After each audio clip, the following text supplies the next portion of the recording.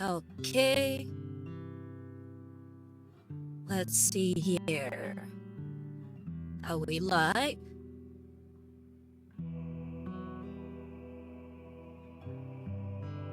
Okay, it seems like we're live.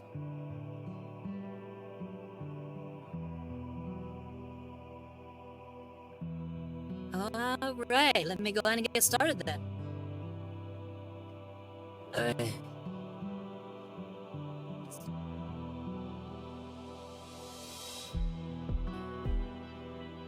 Hi, greetings, Varlets. I am Interrogator of the Citadel of the US.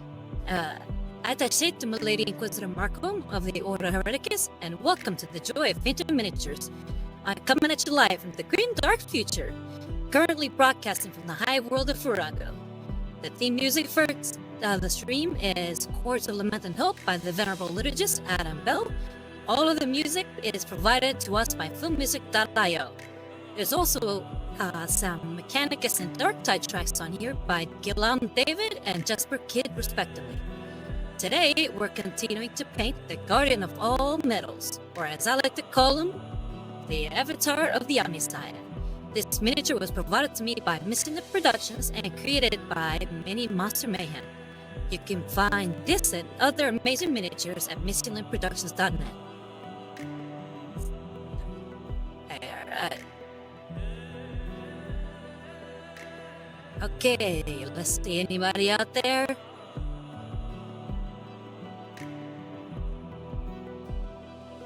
Is anybody out there? Is anybody there?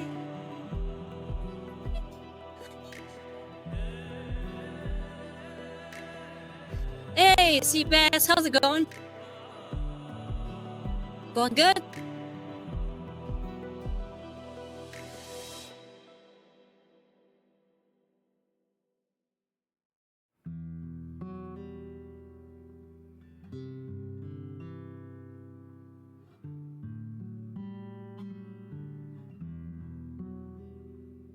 Nice, can't wait to see it. I really liked your horse girl from Monster Musume. I can't remember her name, but she was my favorite from that anime.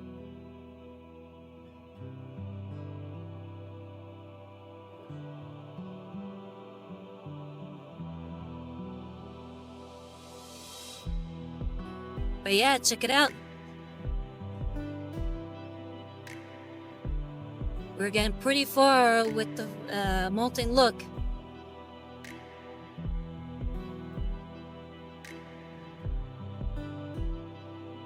Yeah, what was her name? I want to say it started with a C. I can't remember. But yeah, she was great.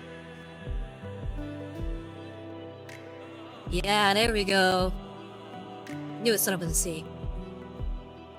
You ever see the art book for Mon Musu with all the different monster girl types? It's actually pretty good.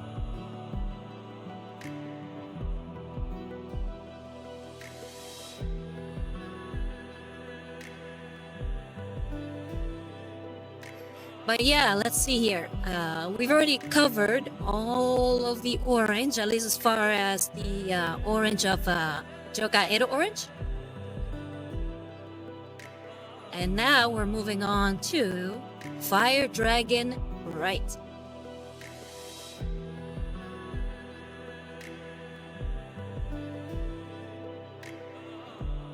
I think I've seen it, and it's an official one. I'd have to look at it just to make sure. Hey, Visa, how's it going? All good? Have a good week? How's work going?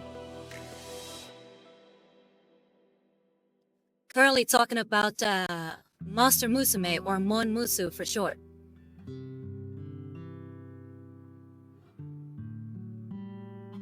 And yeah, check it out.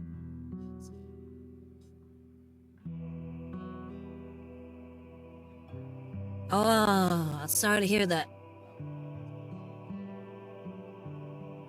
What'd you eat? Yeah, we were just talking about our favorite girl from that anime. Who's your favorite? Because mine and Seabass is Centauria. Oh, yuck. Ugh. Yeah, no, thank you.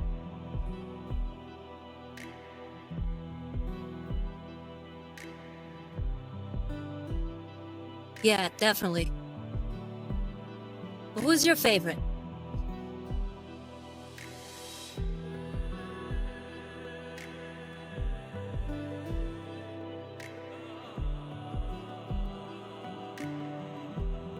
Oh, and I was just showing Seabass that I was going to start working on the model with Fire Dragon Bright. So I'm going to go to start checking this guy up so we can get started. Also, guys, if you're interested, we can do more reactions to Warhammer news, or at least Warhammer miniature highlights. I know that there's a couple of more videos that they popped up in the last week. And I even saw there's this little short animation for Warhammer that came out, or at least, an unofficial one that we can check out if you guys want.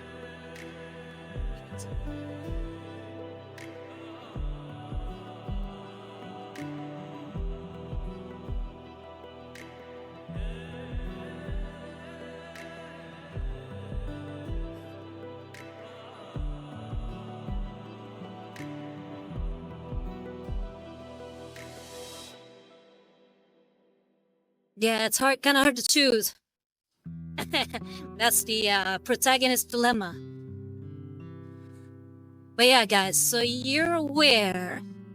For the most part, I've been kind of covering most of the parts, starting from the beginning. But this time, now that we're getting into the hotter colors, we're not gonna go straight into cover most of it. We're actually gonna be doing kind of a bringing it in a little bit more, because usually we stop near the end. But we're gonna do a little less than that, just so we can start seeing some transitions of heat. I'm not sure if I'm making any sense, but hopefully once you see me get started, you'll get an understanding what I'm talking about.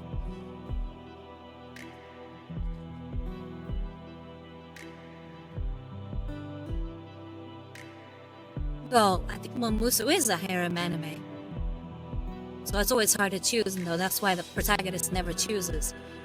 Which I always found to be kind of a lazy writing. I never really enjoy that. I wish he would choose by the end of it. I always feel bad for all the girls getting strung along by this guy who can't make a decision.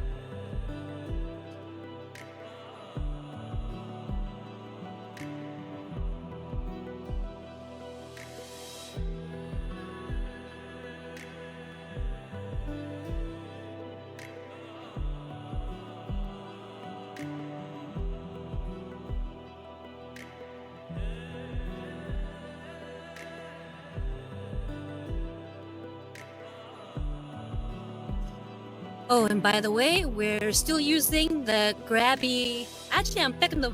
Yeah. No, this is the right one. Grabby number 1.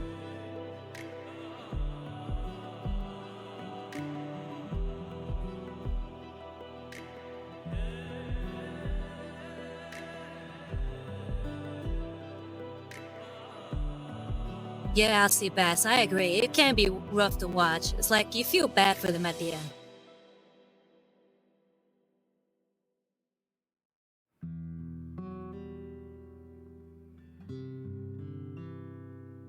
And yeah, Visa, I can understand that.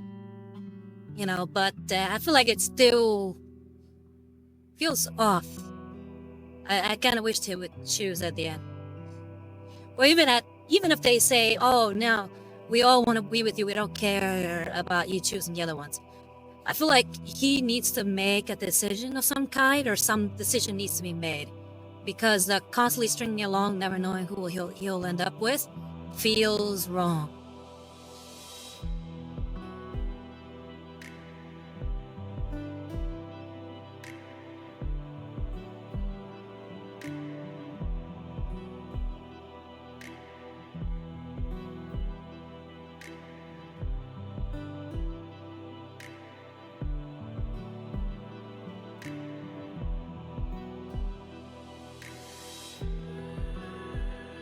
Yeah, I've never actually read the manga. And maybe the manga is the one I'm thinking about. Maybe the manga is the one that has all the different kinds of monster girls in it. Because I know I've seen pages where it kind of give descriptions to each one or what what their species have and the varying types of species, which are usually pretty good. I like it. I'd have to find which is it.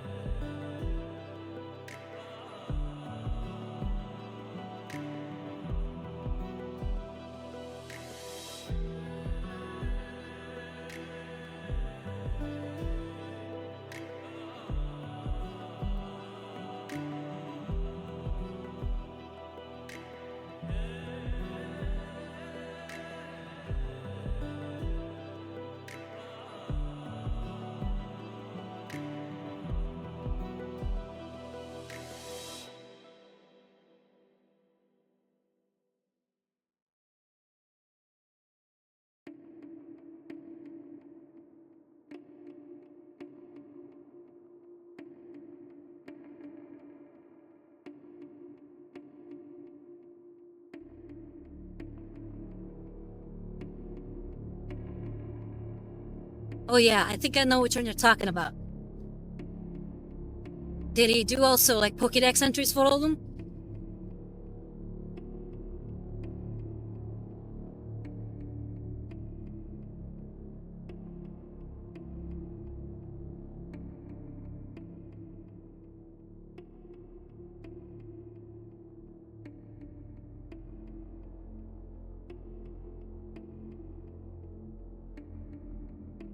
Ah, okay. That's what I thought.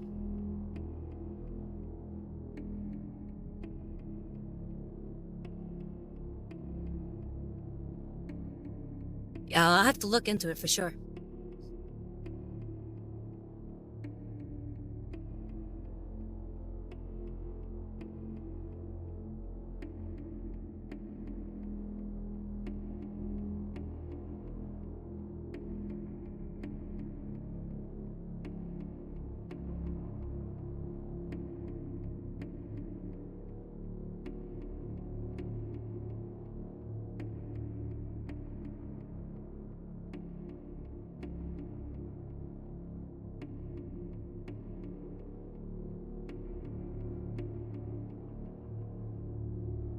Oh, really? Plus size elf, so she's kind of on the chunky side?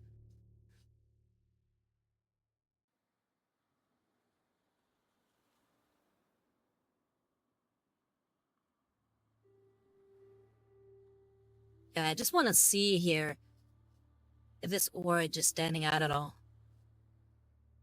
I feel like it is. It looks like it's a little brighter in the center.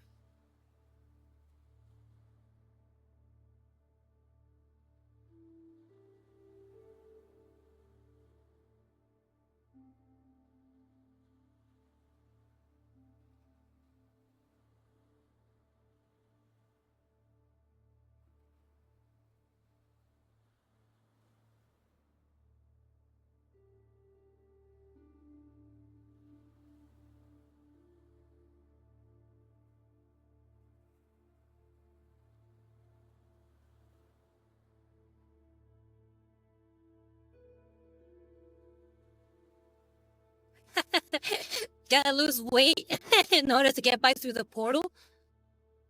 How thin is that portal? Or should I say, how big is she? It's one of those inflatable, like, uh, fetish things.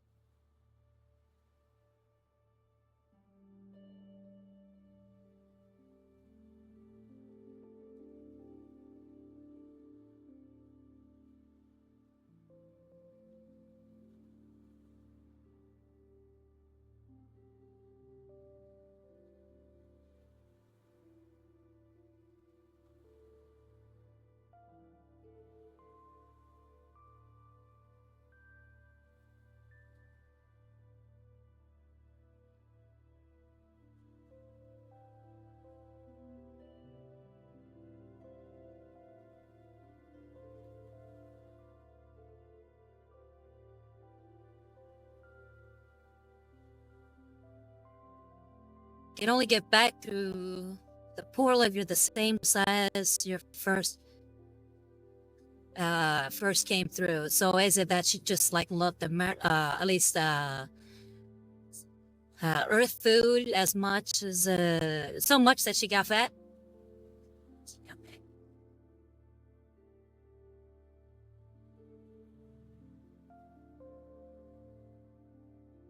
Okay.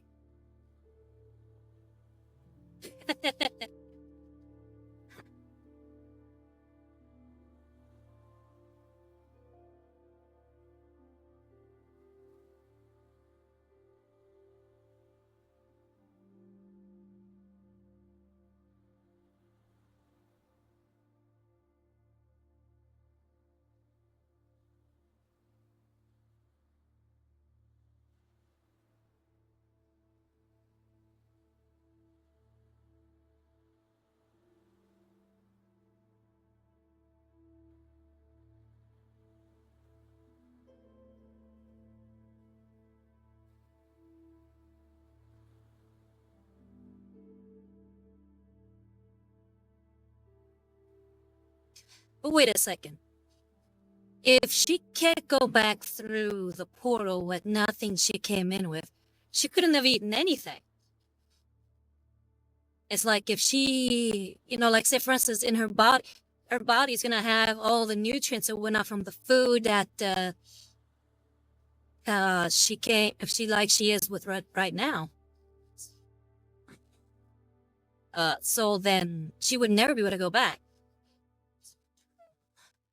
Like if she ate anything, even like say for instance, breathe in the air, because it's not air that she came in with.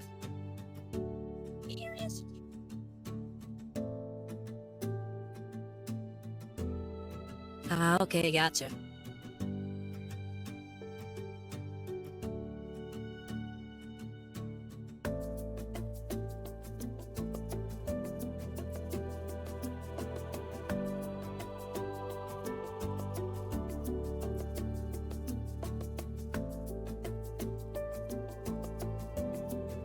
Yeah, it just feels a little convoluted.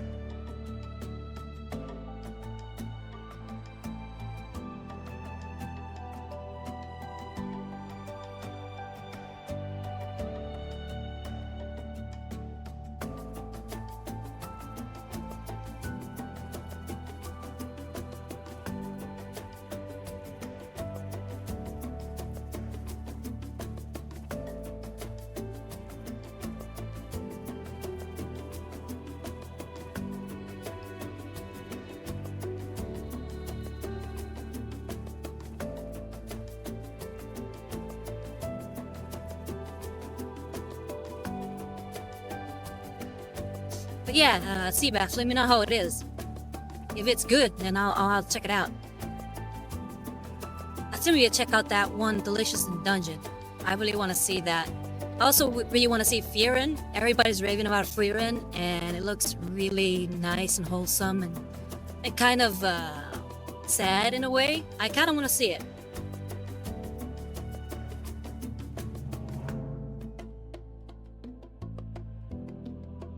Fortunately, don't get a lot of time to watch stuff when I'm not, here streaming with you guys. Most of the time, I'm, doing my duties for the Inquisition and whatnot.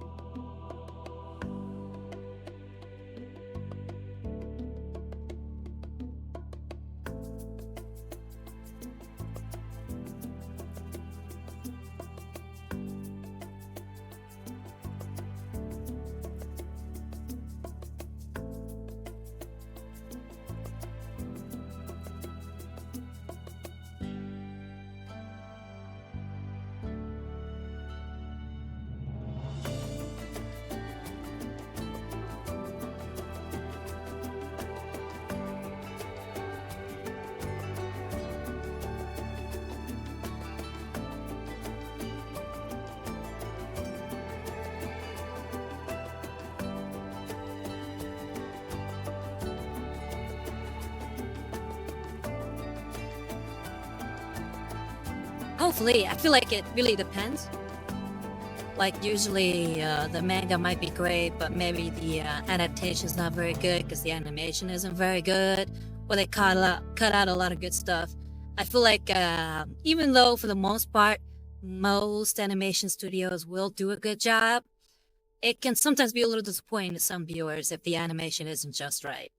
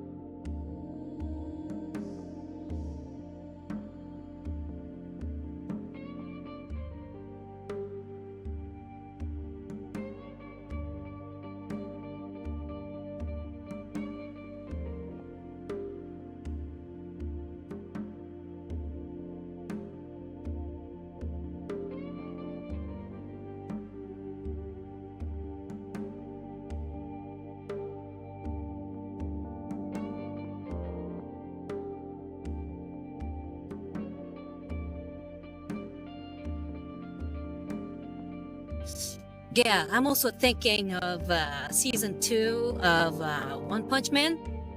When I heard that the same animation studio hadn't done it and that the animation was subpar compared to season 1, I just didn't bother watching it. It's like I've heard the story is still as good, but the animation quality, I mean, that's one of the things that kind of drew me to it. Just the animation was so amazing, and the fight sequences were like so well done that thinking somebody else had done a poor job of it just really made me not even bother.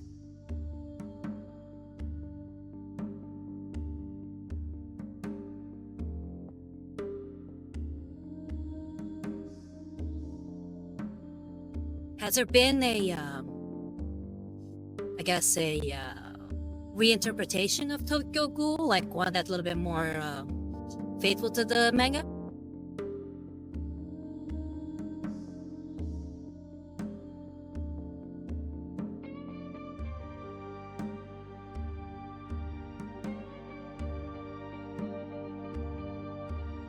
I think we're starting to see the difference here. Like if you look at the ones that I've just painted, they seem a little bit more vibrant in the orange than the parts I haven't. Like see here, it's looking a little bit more vibrant than here.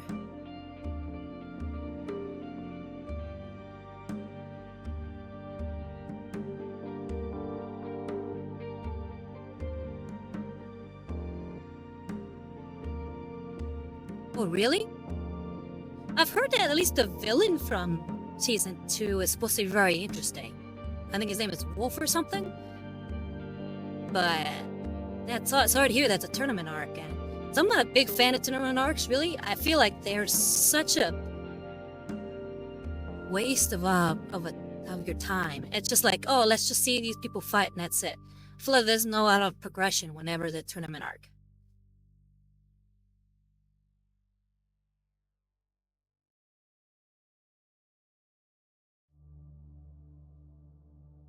Oh wow, that's weird. Well, yeah, that's what I was talking about.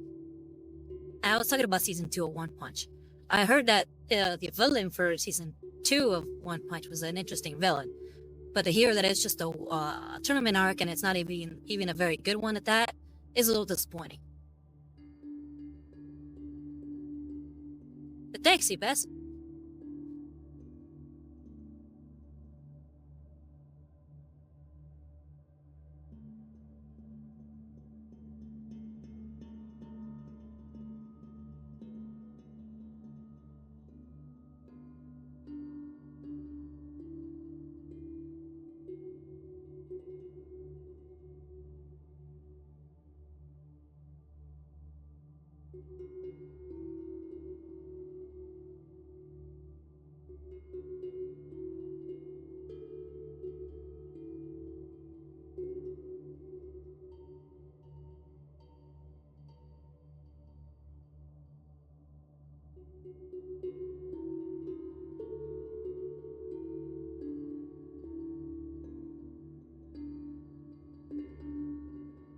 Oh, that reminds me.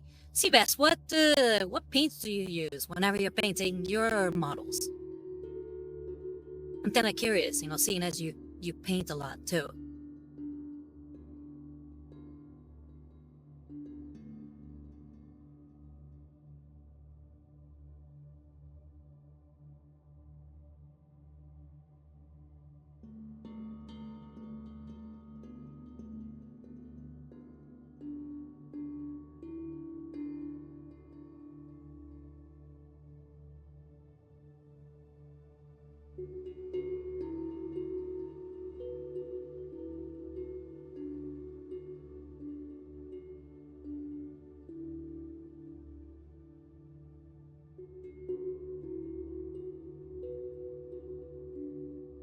Okay, and those work really well for you?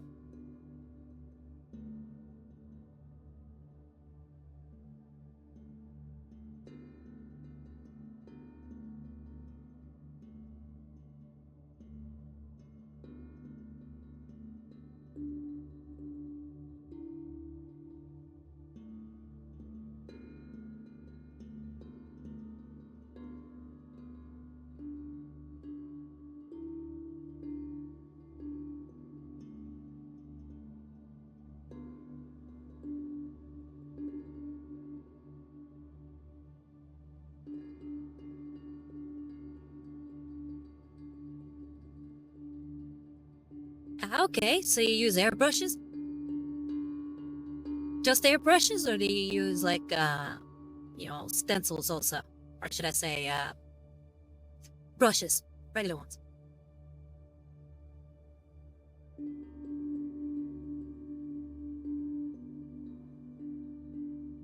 Yeah, I'm not a big fan of mixing colors either, because I feel like I never get the same results every time I mix them. So I try very sparingly to avoid mixing colors.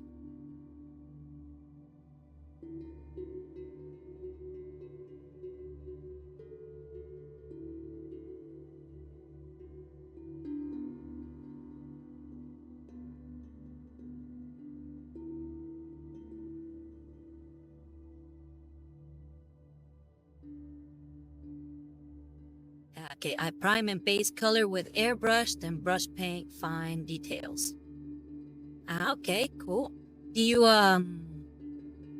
do you paint like airbrush them all like the pieces separately? Or do you like cover parts just so that you don't like have spillage?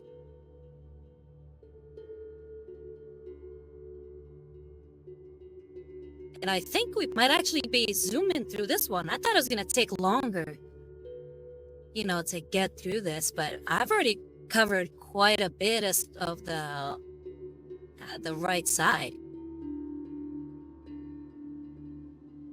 I feel like we're gonna be zooming through this one today.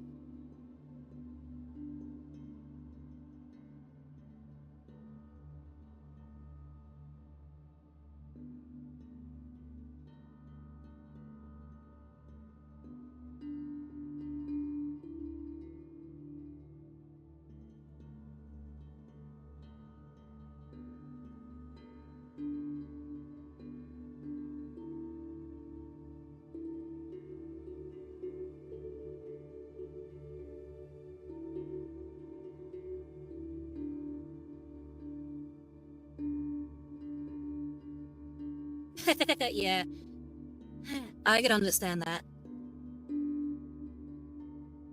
Yeah, like sometimes I look at how long these have been taking me, and I'm like, I need to go faster.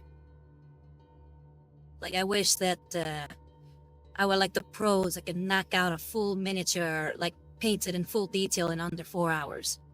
I mean, I can't even understand how they do that.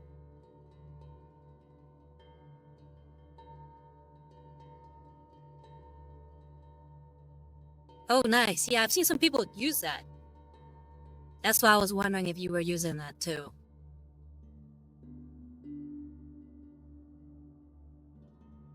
I think we can get started on moving on to the left side now that we got the right side all glossy. Not really glossy, but you know what I mean. It's like the transitions is happening more and it's brighter.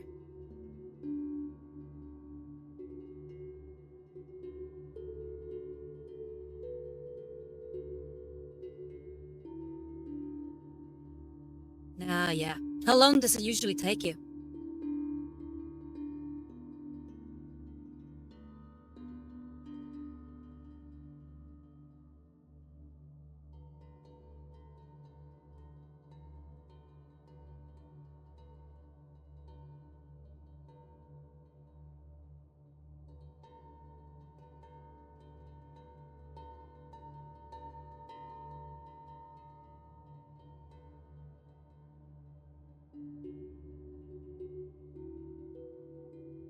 Like how long did the last one take you?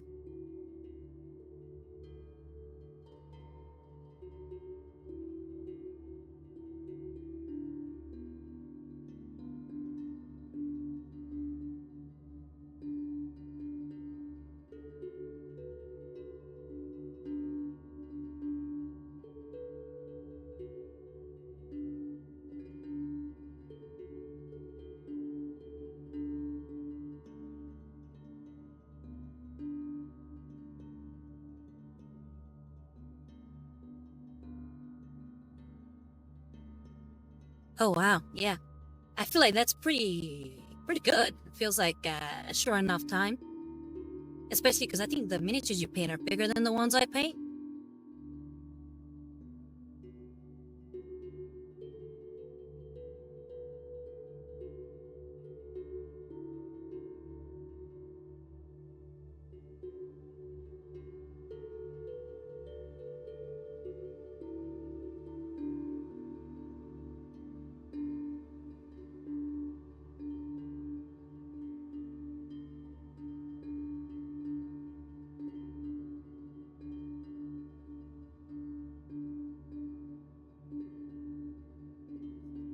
Gotcha. My hope is that one day I can do streams long enough so that I can knock out a full miniature in one session. I feel like I would love to be able to do that. That way, every time I stream, we're painting on a new model.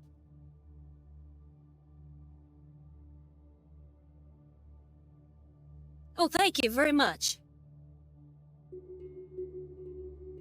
Yeah, I like trying different things, and I like making the models my own. I feel like if I'm working on a model and I'm just painting it like the box recommends, I feel like it's not as fun.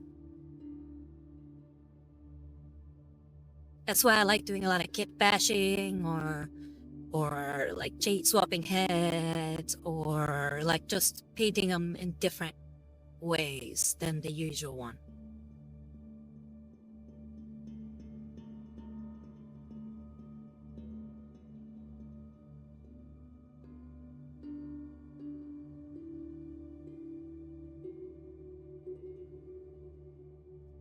Yeah, I know it's a lot of fun.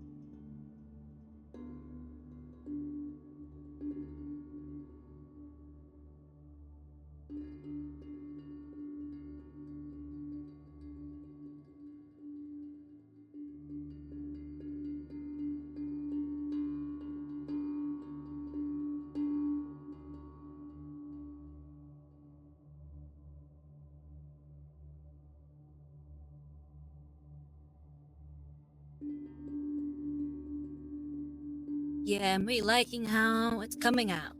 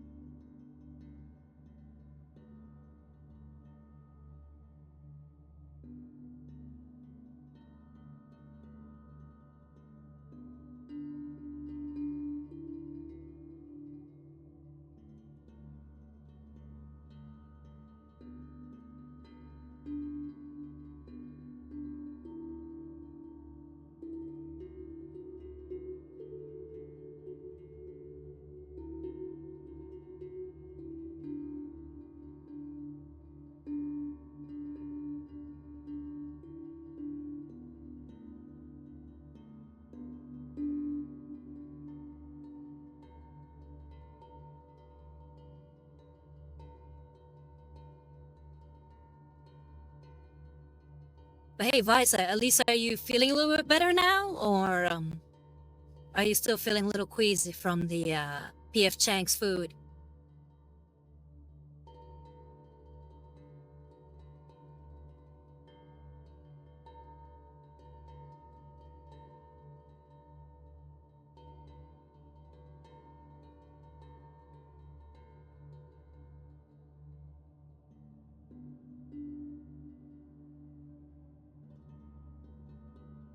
Okay, that's good.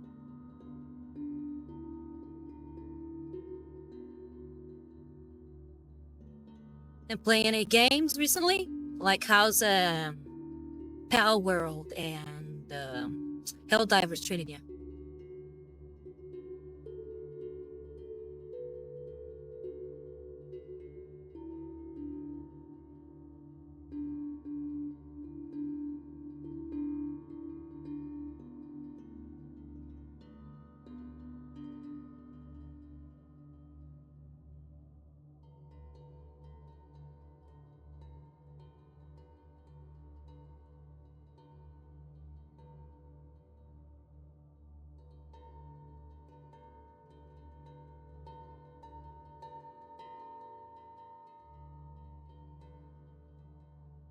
Oh, sorry. I was saying, have you been playing any games recently, like Power World or Helldivers?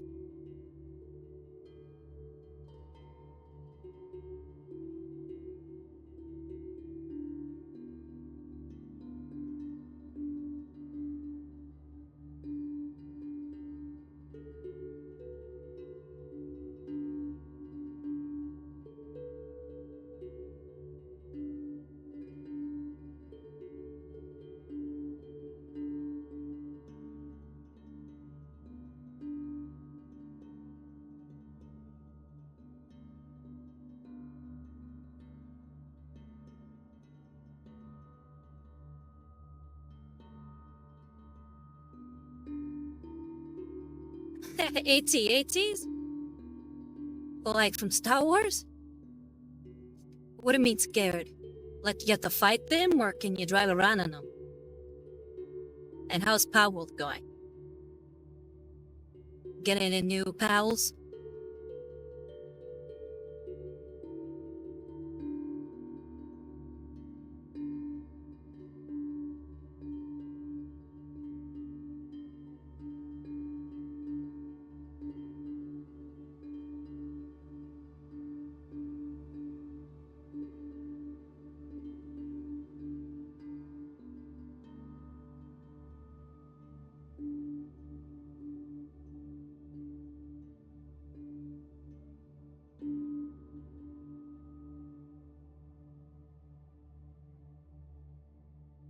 Oh, okay.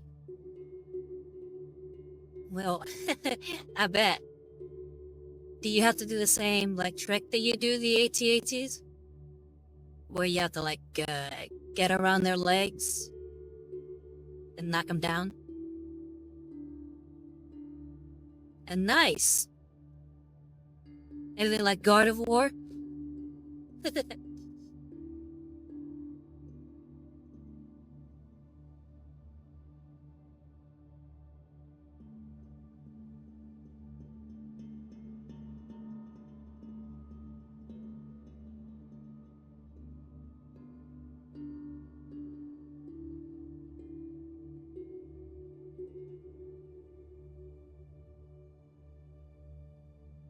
Ah, okay.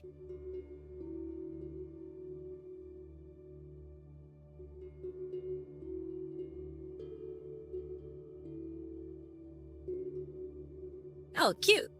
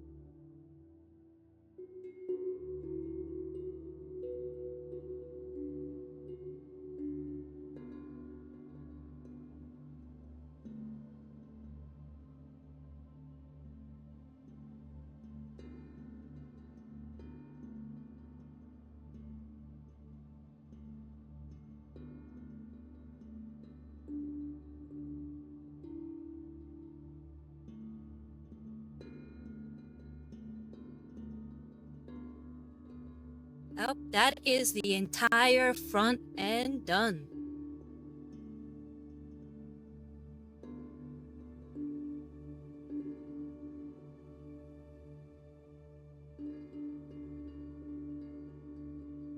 Wait, PAL Deck 69?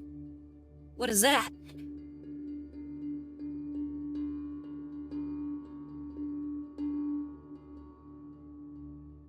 Yeah, nice, guys. Yeah, pretty happy. We still gotta do the back. But, yeah, looking good.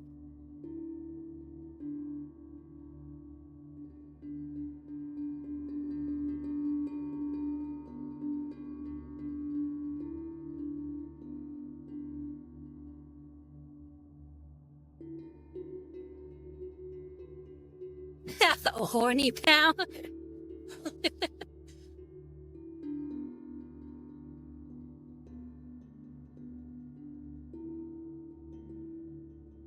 That's pretty crazy. Hold on, now I gotta look this up. You guys got me curious.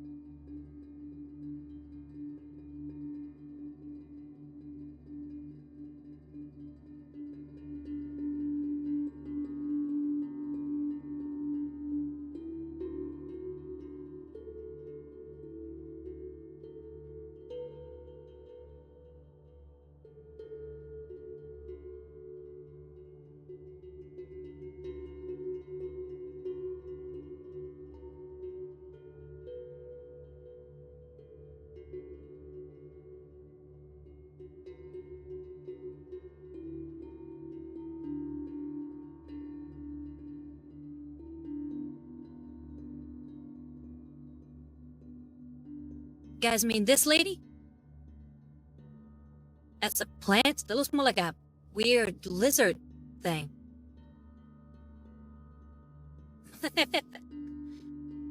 Yeah, I've seen it. I remember Idiot of the East, an Instagram account that usually does Warhammer stuff. They had this Joker and Batman one where the Joker has one of those. Lylean. Let me look that one up.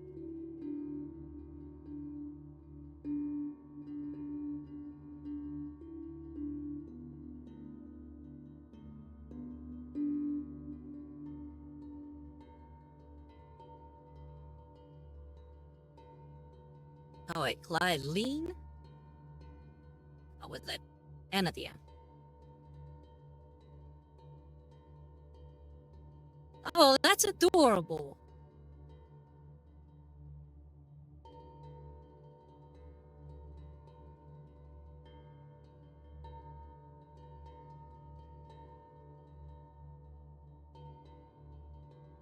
I love her design so much. Yeah, I can see why you'd be happy with this one.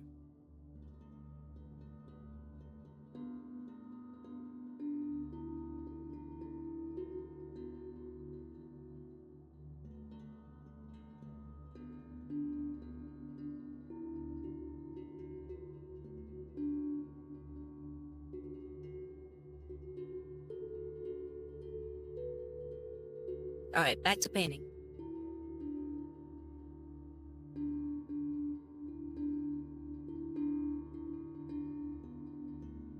Yeah, I think I saw that one. She looks very gothic in that one.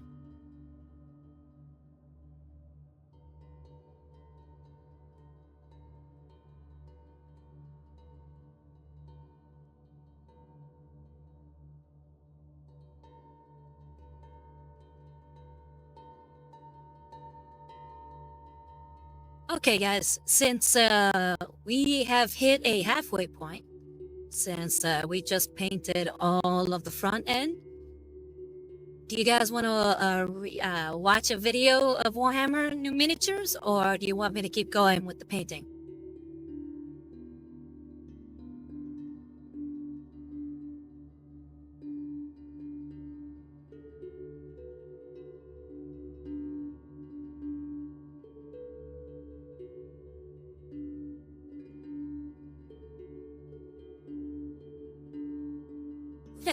Yeah, I figured it might be a good time for a commercial break.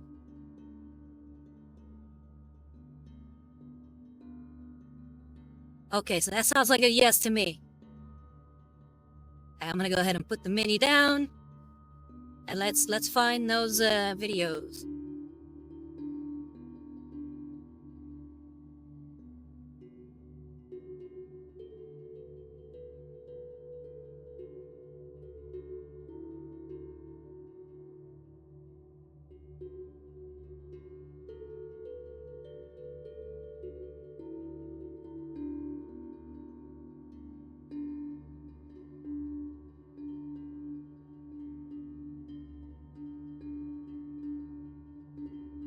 Days.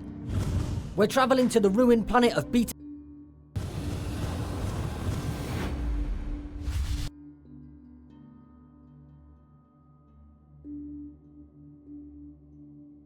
Alright, let me bring up the video.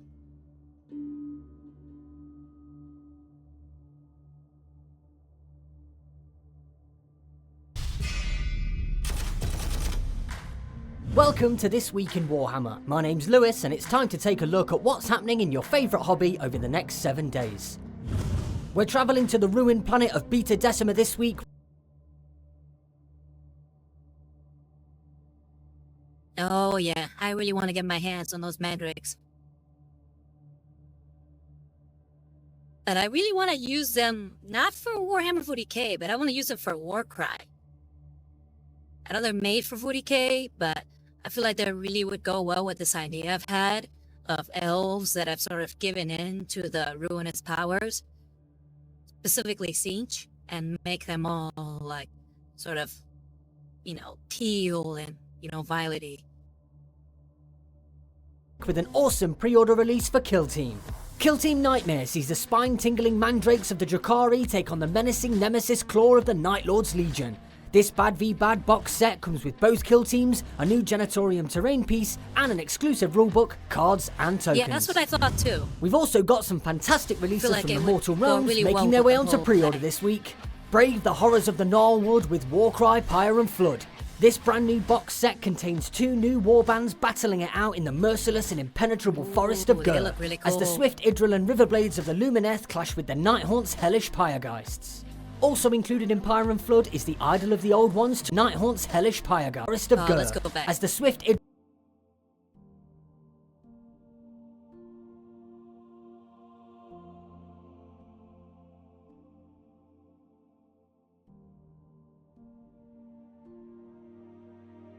Yeah, I really like these guys.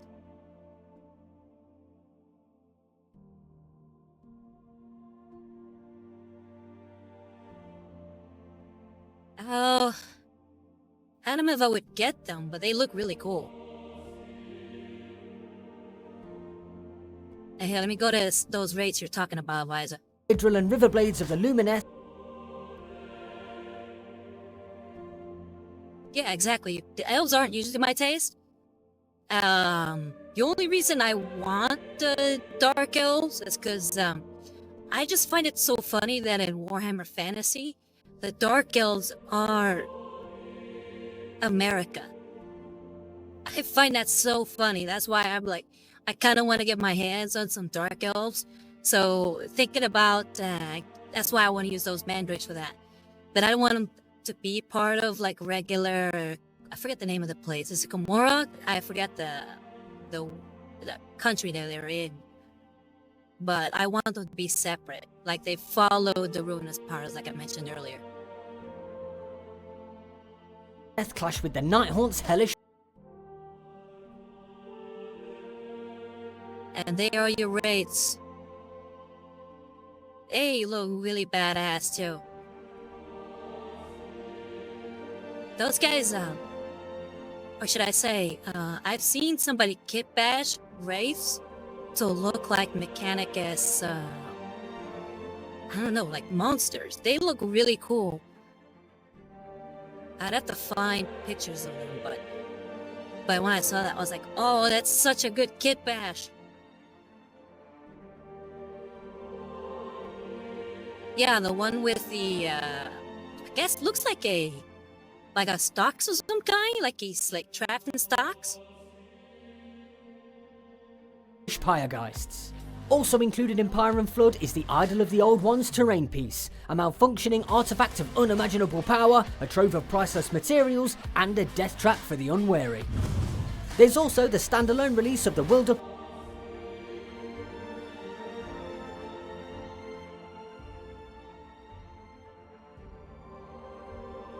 I don't recognize the cricks. Oh yeah, these are the hunters for the not Bretonnia, but the Imperium, I believe. Oh, gotcha. the Core Hunters Warband, Gorge a Moorpack Warband, and the chance to expand your terrain with the Ravaged Core Hunters Warband, Gorge a Wait, Moorpack. I go back. Oh, there's a, what do they call them? The, not the Grave Lords, but the Flesh Eater Courts. I think these are Flesh Eater Court, maybe? Maybe Flesh Eater Court Trolls? Yeah, so ghouls. Maybe they got some Ogren with them. Or should I say ogres? Ogren is 40k.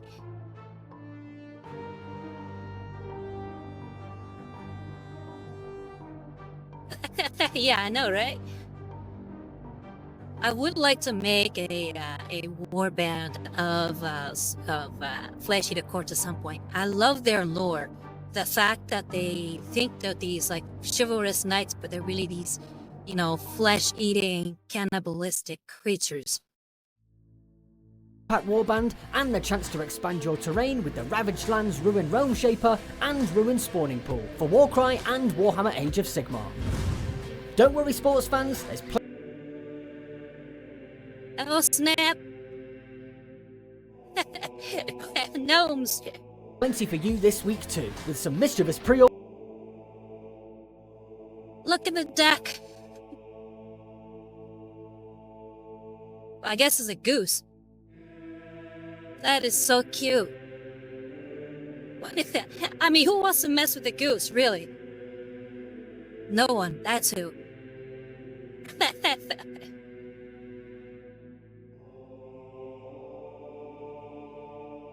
Hey, Edward!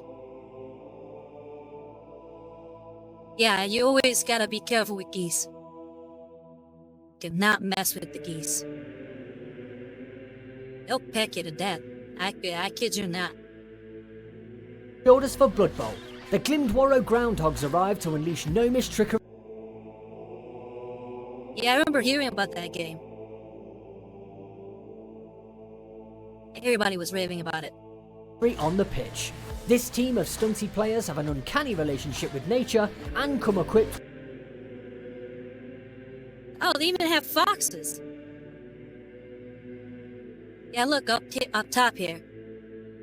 Just below the goose.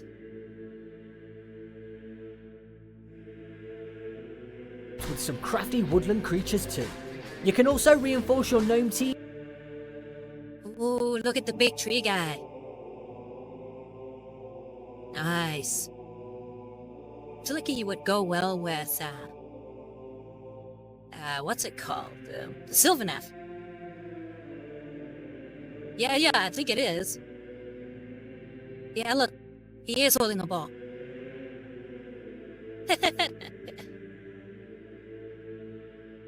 Team and add some extra power with the Gnome Treeman, as well as the team card pack, double-sided pitch and dugout set, and Gnome Team dice set for all your games of Warhammer Blood Bowl. But that's not all. There's also a brand new. Oh, look. He's got a fishing line with a football at the end of it.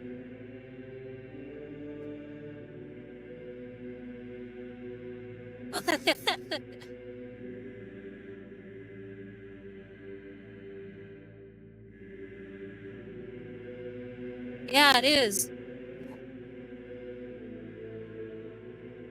Star player 2, as the tricksy Rodney Roachbait arrives to put his fishing skills to good use for Halfling Thimble Cup teams. The Black Library has opened its doors once again.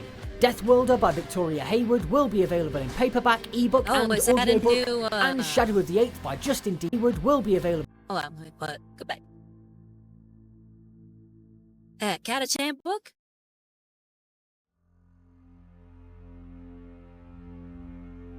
Nice. Look at all the muscle mommies.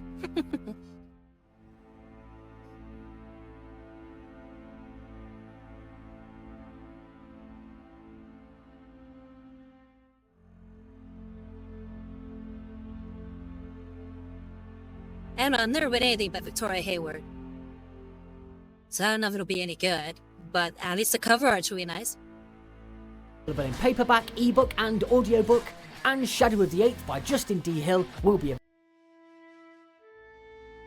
I've always liked this image of this lady.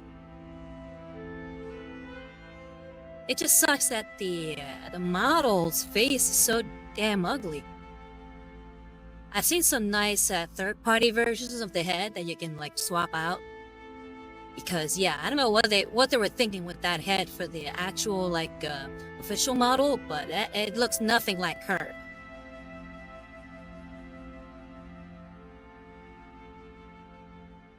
Available in paperback format.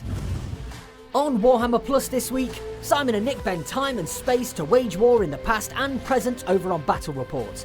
This two-part series uses the Temporal Abnormalities mission pack in White Dwarf 499 and sees the Necrons attacking a Space Marine battle barge above a tomb world. On Lawmasters, Alex explores the feelings of living darkness who feed upon the pain and fear of their victims, the Mandrakes. Who these Umbral assassins are, where they come from, and why they inspire such fear. And over on Citadel Colour Masterclass, Ed demonstrates how you can paint old, worn black leather that's cracking through age and use. Head over to our YouTube channel this week as Ollie shows you how to paint green fire and flames that adorn the likes of shadowy mandrakes or spectral pyregeists.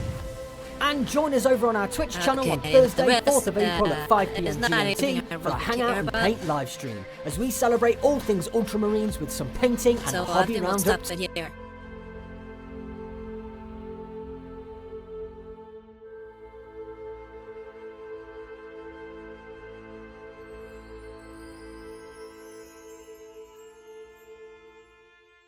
Yeah, it looks like they're coming out with videos like every week or so.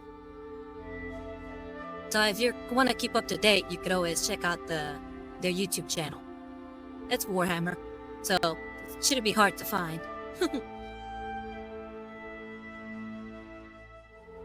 But I figure we can cut it there and then go right back to painting.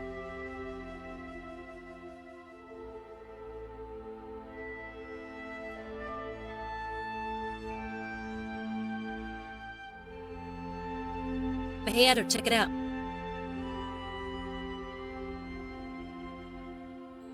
We just added some more orange. This time the Fire Dragon Bright. Oh, wait, there it is. So the orange is looking a little bit more vibrant.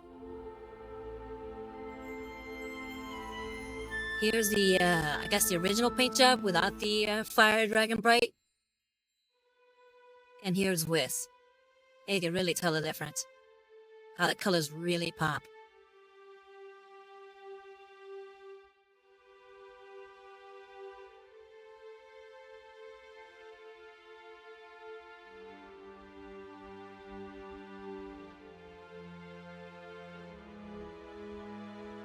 And yeah, it is.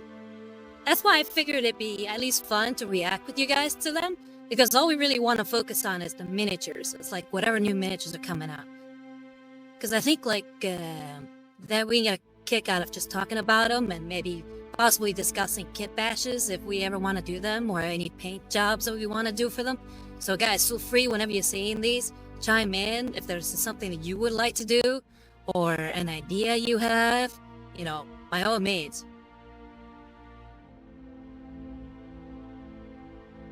Really want to keep with the theme of Warhammer and wargaming with these streams.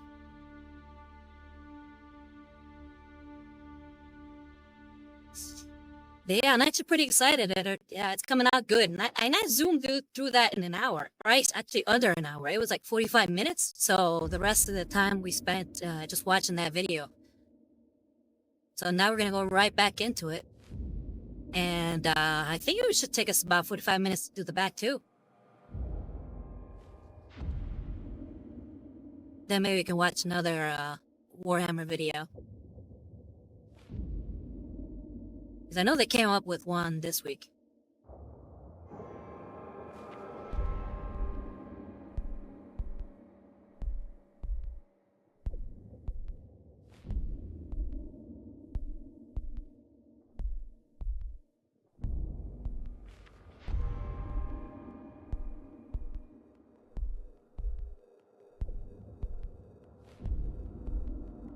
Oh yeah, yeah.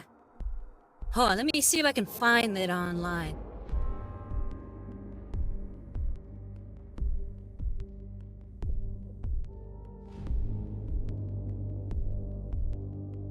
Oh, glad you liked it.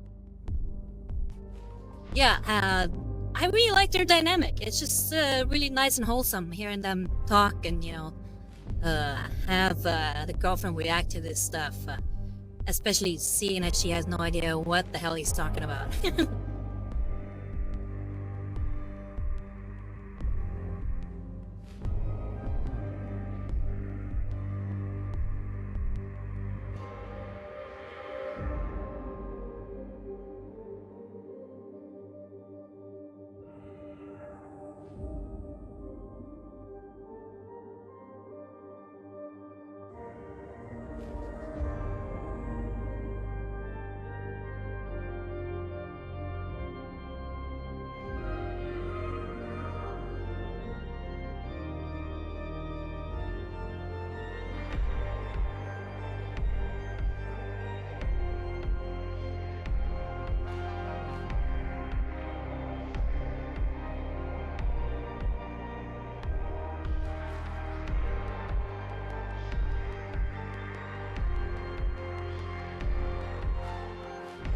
Oh, nice. Yeah, I'm glad it's hopeful. I think I found the guys you're talking about, Liza. Let me go ahead and open in the window. These guys?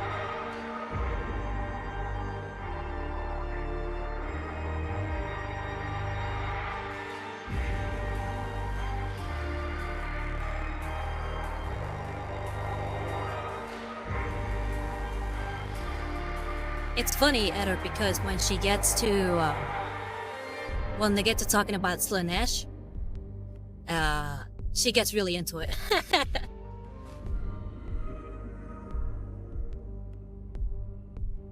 Yeah, this is another, tabletop game that Vice is into, and I've seen a lot of, like, really nice models from them.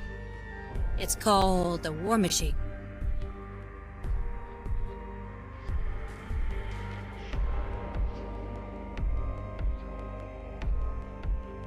And which was the one that you wanted me to watch, Fiza? You said that a Quick's Bane? Just Quick's Bane, or?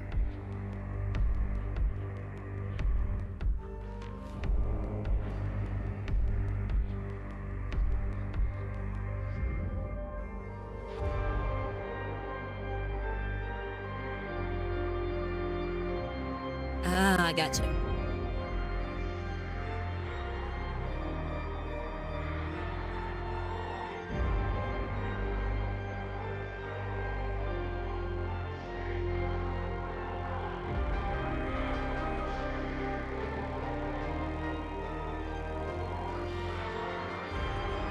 Oh yeah, I've seen some of theirs, and especially their sort of looks like dark mechanical type of models. I've definitely shared some of them on my Instagram page before.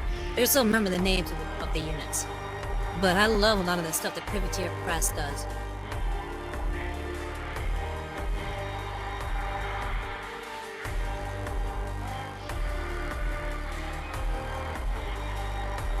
Alright, so back at it.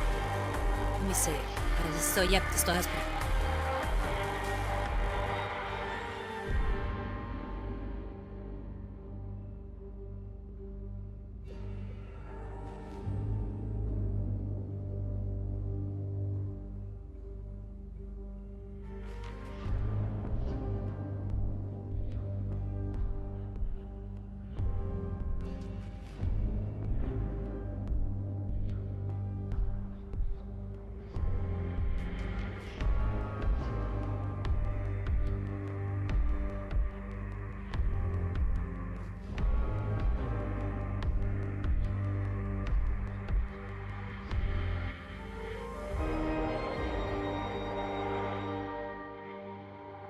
Evisa, are there any books or stories or comics about the world of what is it? Warmachines? So I'd like to know more, I guess, about the lore before I get into them.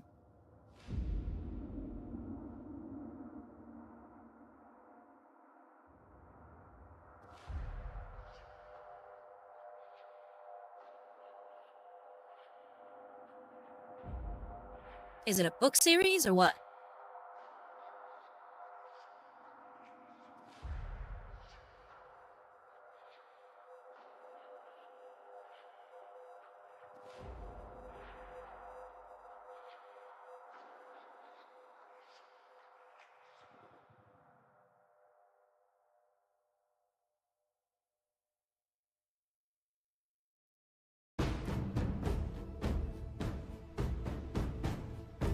Okay.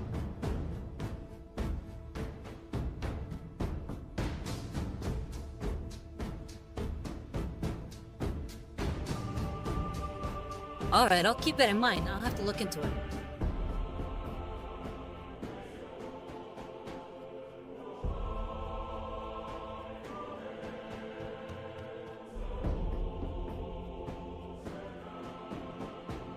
Oh, by the way, while we were watching the video earlier, was the music playing in the background too intrusive? Or was it okay? And I can't really tell, it's kind of hard with all the audio that I have going on at once. I can never really tell if you guys are hearing it okay or if it's something killing the other.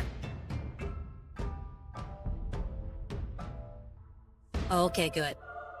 I was worried that they were drowning each other out or something.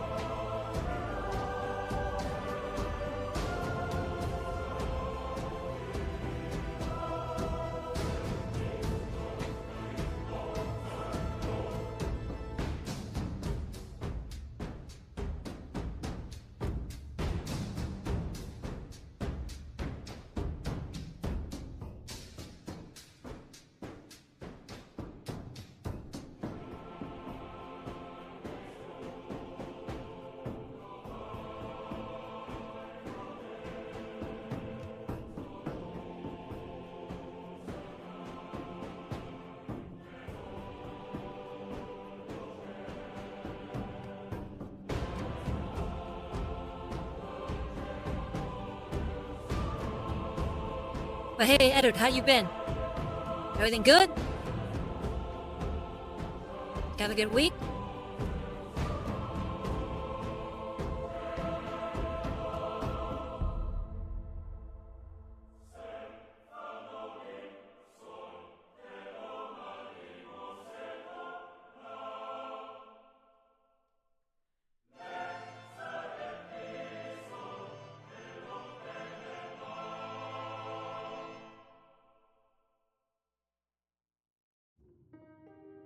Okay.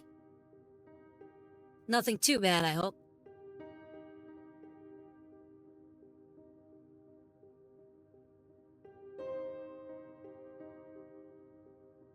I think you were working on plants, right? For your garden? Everything going okay there?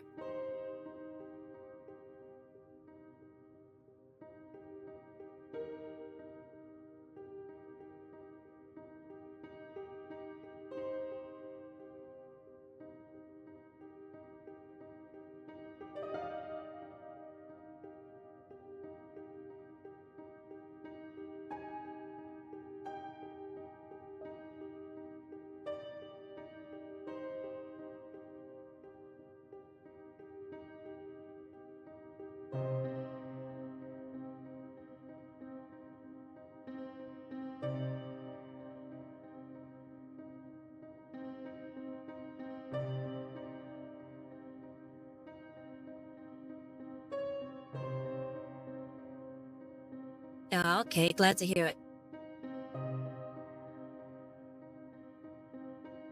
Which plants did you get the transport shock?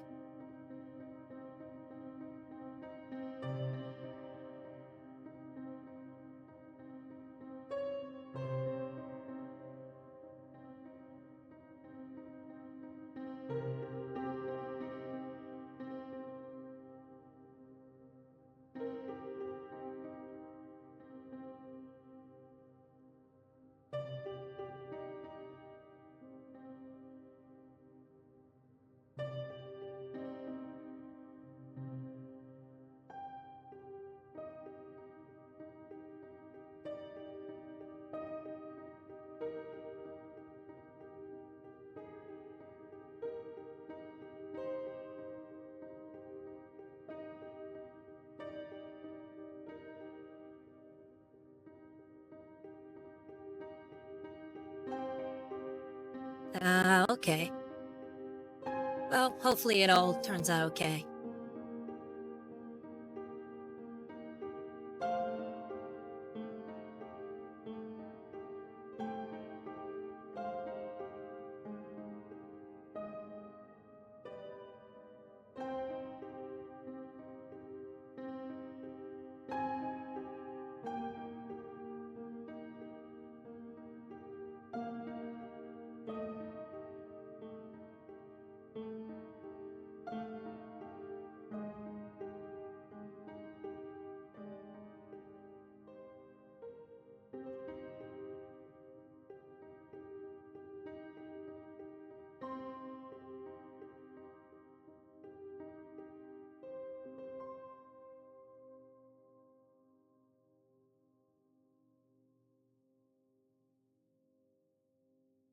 Yeah, look how quickly we zoomed through that. We finished all this. And now we gotta move on to up here, and then the rest of the, wings.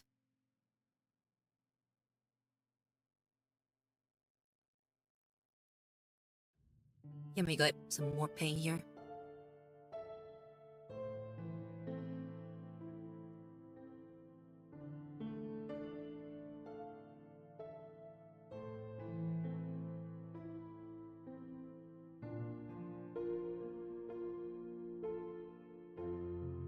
Oh, Edward, I'm not sure if you do or not, but do you watch anime at all? Because earlier we were having a discussion about which is the best girl from Monster Musume. I don't know if you've seen it.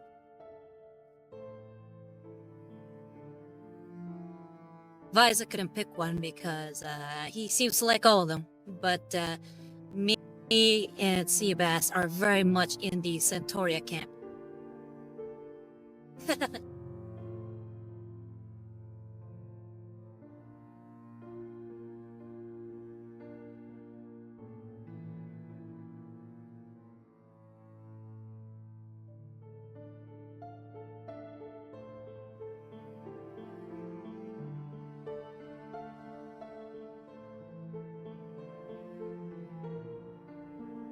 Yeah, pretty much.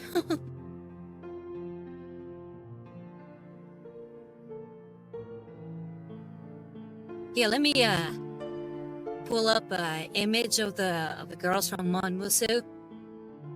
See if you can pick one. See which one you'd like.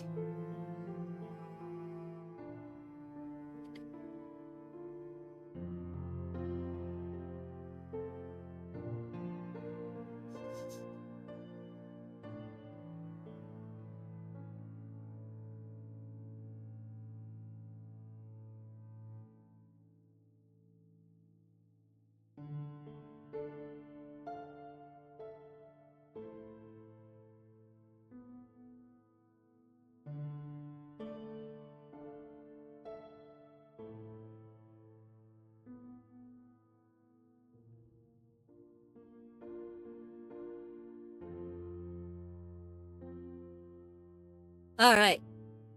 Yeah, so those are the girls from Monster Musume, or Mon Musa for short. Which one would you prefer? At least just based on what you see on the picture.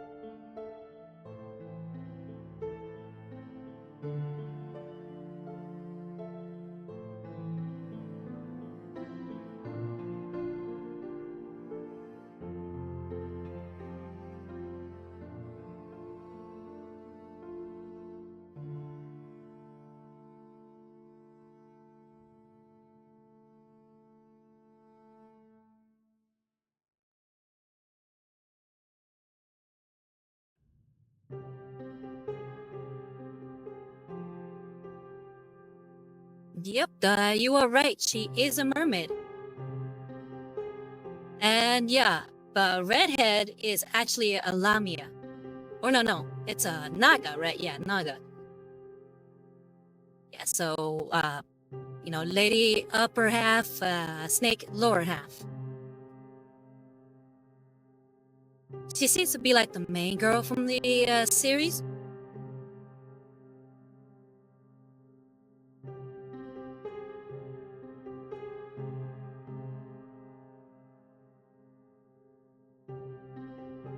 And yeah, you're right, the yellow one is a mermaid. Okay. Yeah, like I said, me and Seabass are squarely in the Centoya camp, so that's the blonde one.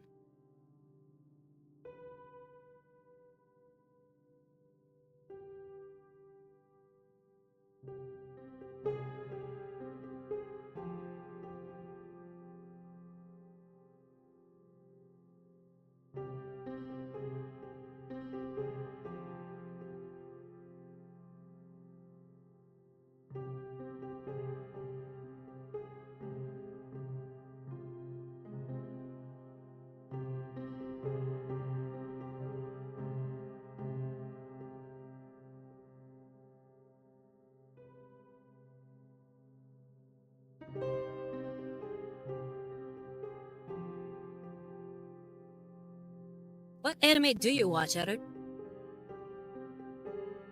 And yeah, that goes for everybody too. Like, is there any particular anime you guys really like?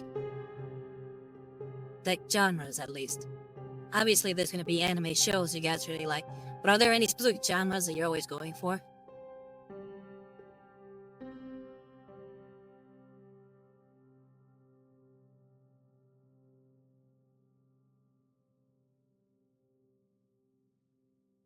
Okay, so it is a Lamia then. That's what I thought. I was like, but I wasn't sure. Because I think that book that I was talking about, the one with all the different versions, I think one of them might be a Naga version. But again, like, I can't be sure.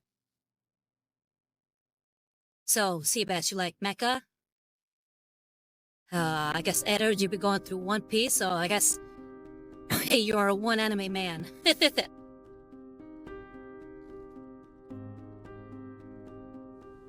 Yeah, unfortunately, I never got into One Piece. Not because, I think it's bad or anything. It's just like, I kept waiting for it to finish so I could watch the whole thing. And it hasn't finished yet.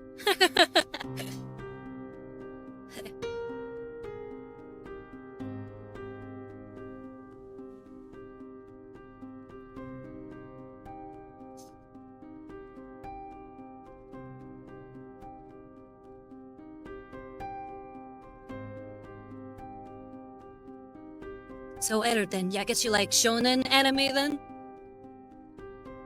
Or is it specifically One Piece because of the pirates?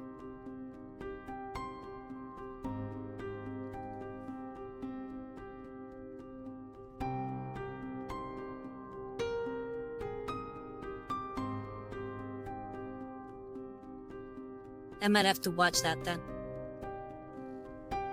Because it is too much. I was like, I don't know if I can keep up with this. Just knowing how many more episodes I have to watch, it's daunting. It's a daunting task. Especially with somebody as busy as me.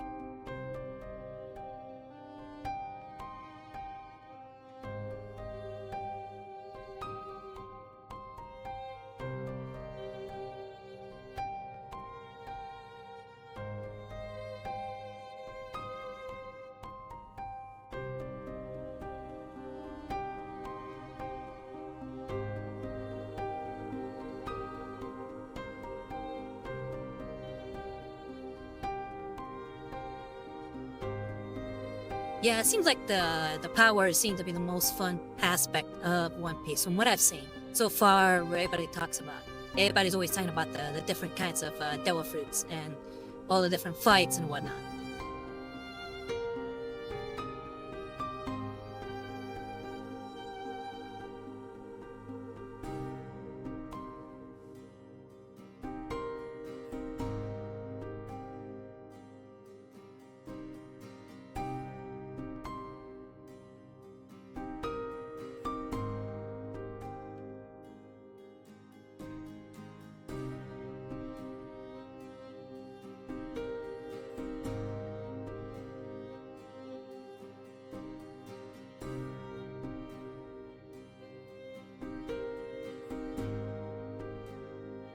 I don't know. I never gave the live action a chance because I feel like the world of One Piece is so fantastical that I don't know if it could, translate well to live action.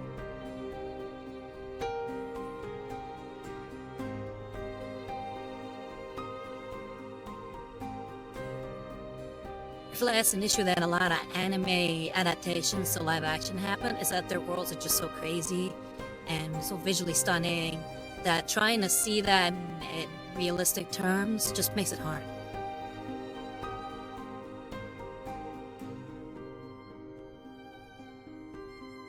Yeah, another reason I watched live action is because technically everything that's happening in the live action is everything that I've seen so far in the anime. That's as far as I've gotten with the anime, is everything that they cover in the live action.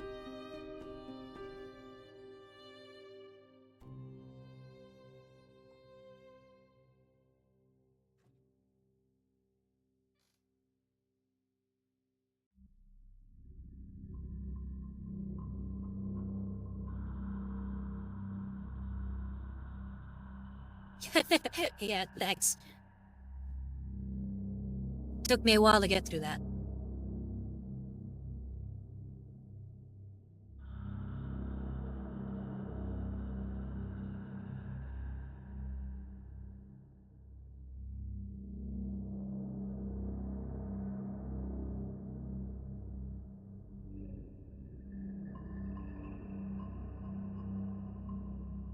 Alright, I think we're done with these, like, sort of, spiky, I guess,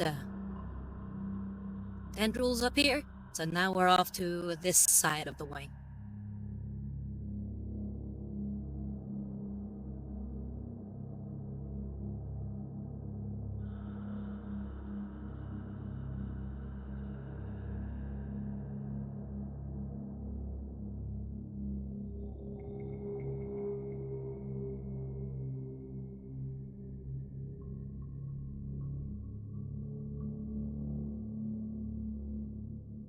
So Seabass, mecha anime, Eder, you're going through One Piece, and Visa, I don't think you said what kind of anime you're into.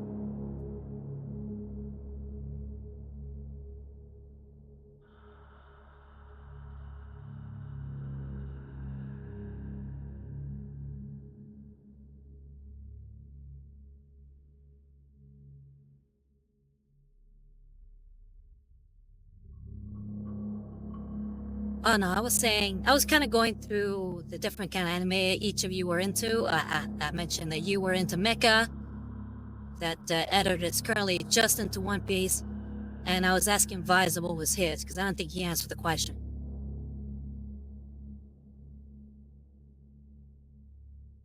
For me, I like anything Western, so anything cowboy type.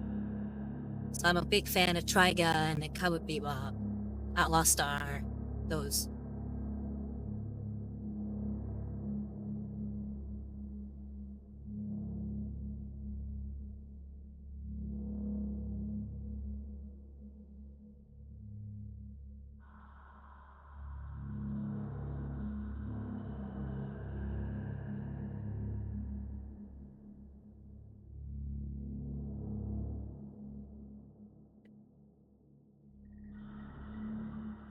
Sub-themes going on, romance, comedy, etc. I've watched all sorts of genres, though pure mecha animes don't tend to keep me that much. Okay, so you like what's the sub-theme then that you like? Because you mentioned romance comedy. You use like romantic comedy type anime, like say for instance harem anime and I guess romance anime. And no, I did not. I feel like if you get rid of the thing I love about Dragon in the first place, which was his Western aesthetic, you've lost me. I have zero interest in watching something that looks more like generic sci-fi than cool cowboy action.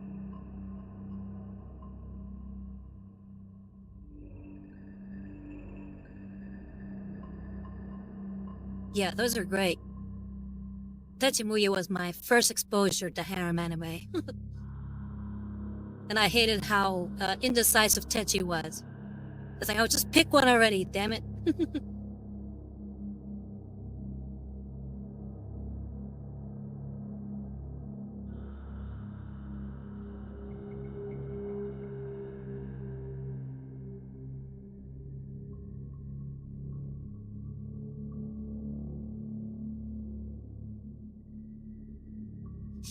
Yeah, it's just not the same. But I still remember my favorite fight is when he finally exposes himself as Vash's Stampede and he shoot that giant guy's arm, with the drill hand. That's probably one of the best scenes in the show.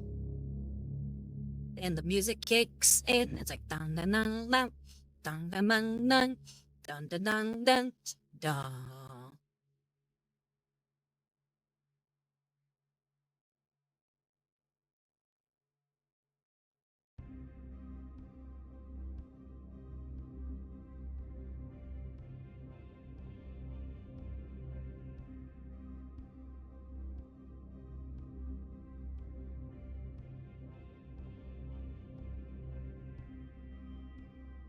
I saw the Tenchi Muyo spin-off called GXP with his cousin. That one was a lot of fun.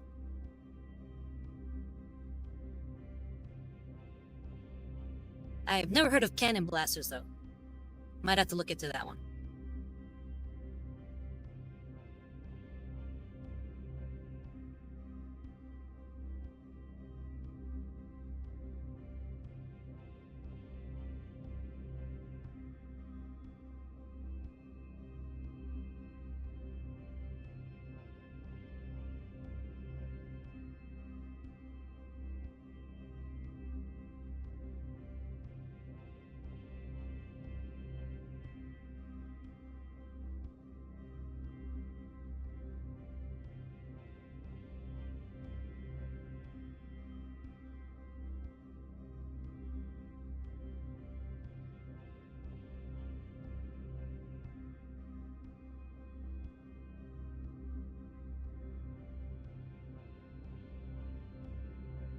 Oh, the screen went dead. Hola.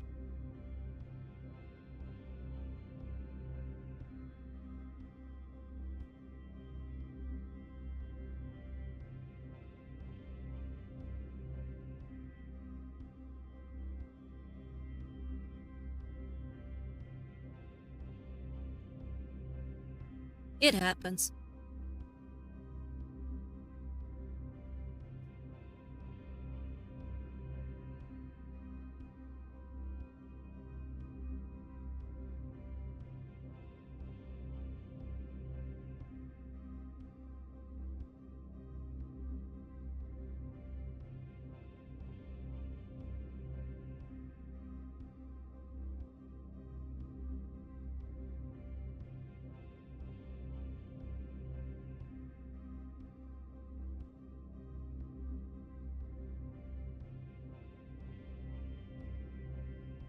Hold on, let me see what you guys were saying. I think one of my current favorite animes though is Slam Reincarnation.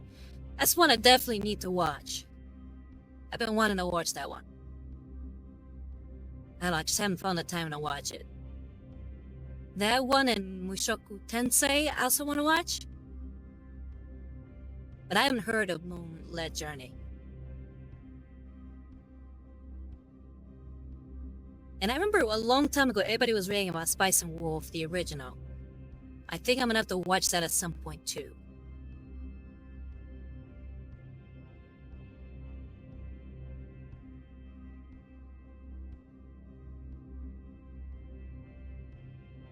Like, personally, I just started watching No Gun Life.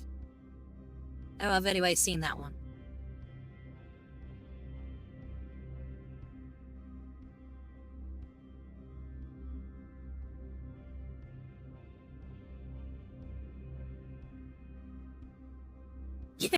Yeah. Yeah, I think I'm on episode 3 or 4.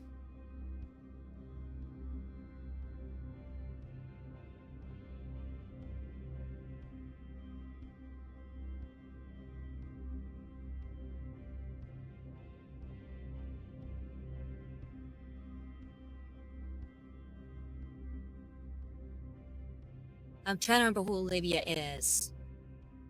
So far, I've met the main boy character, the obviously Gundad, the crazy doctor girl, the girls that had to deal with, searching for the main boy. Unfortunately, I'm not good with names. Sorry. They were kind of being pushed towards it. Obviously, there's the landlord or landlady. And I can't remember, is Olivia the one that works for the organization that handles overextended?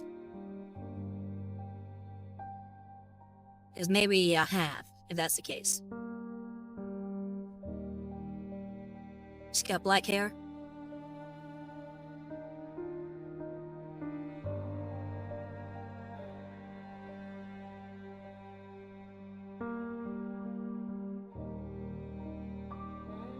Yeah, I have seen her. She's hot.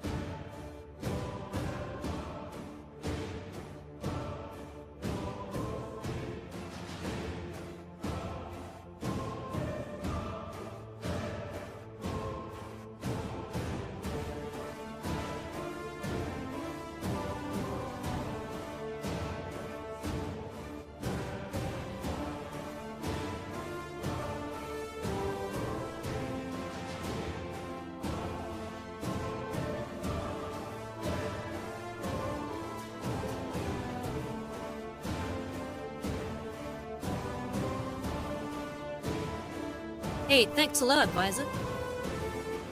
Yeah, I'm really liking how it's coming out. I think I'm pretty much done with the Fire Dragon Orange.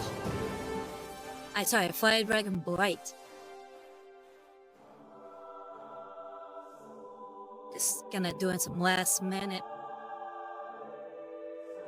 additions here. Yeah, there we go.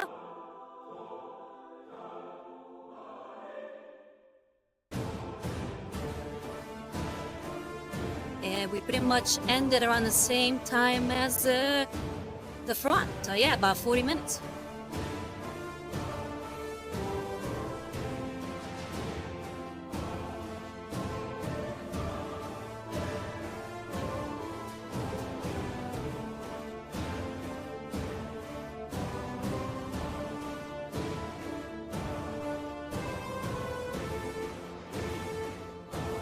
Sorry. Fire Dragon Bright is the paint that I'm using. Yeah, this one.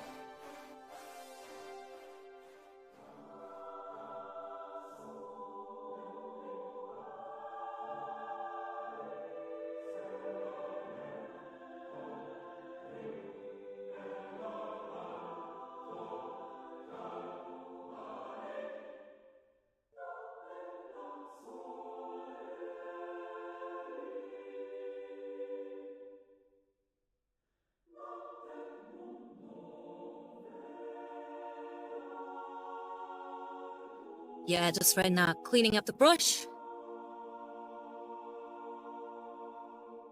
And I think that'll be it for now.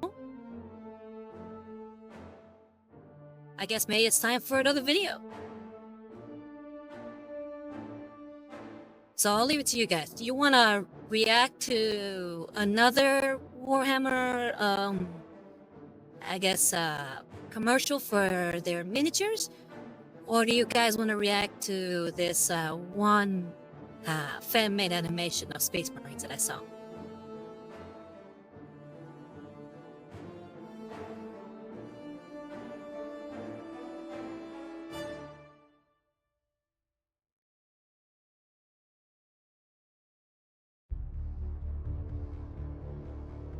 Yeah, no, I'm leaning towards fan animation too.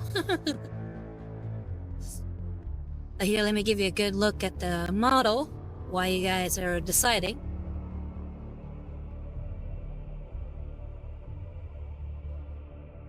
He is coming out really spiffy.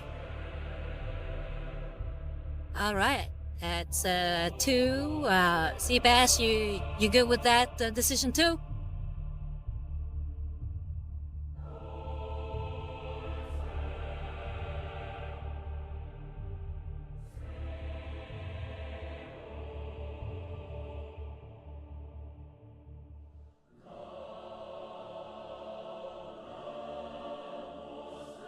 All right, we are in agreement.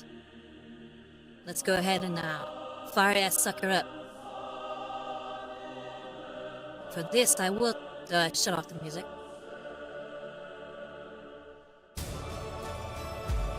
And thanks, Edward.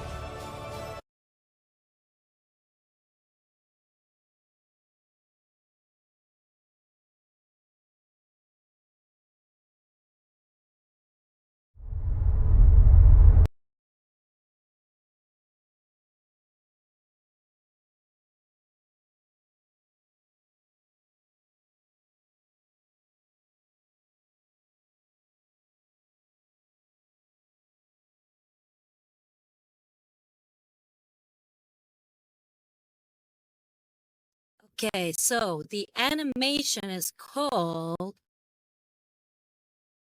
Warheads.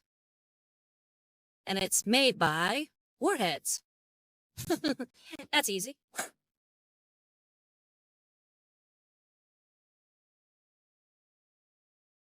Okay, I'm gonna go ahead and hit play, guys.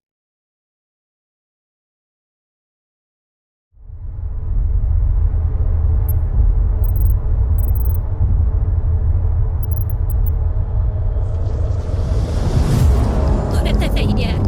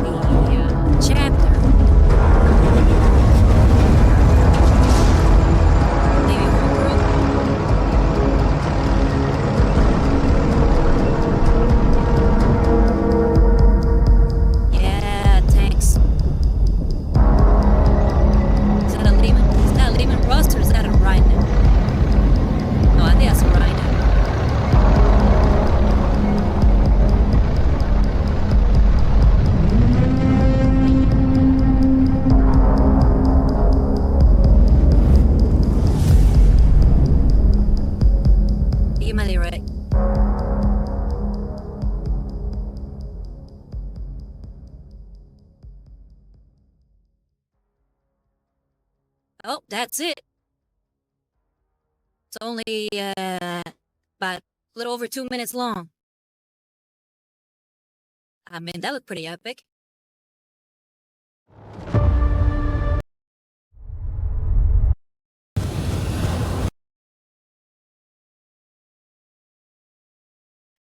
Part all that.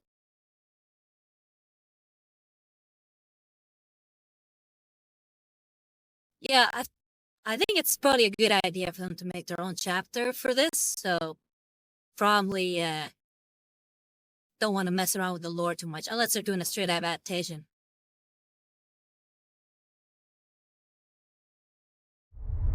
Let me go back to it.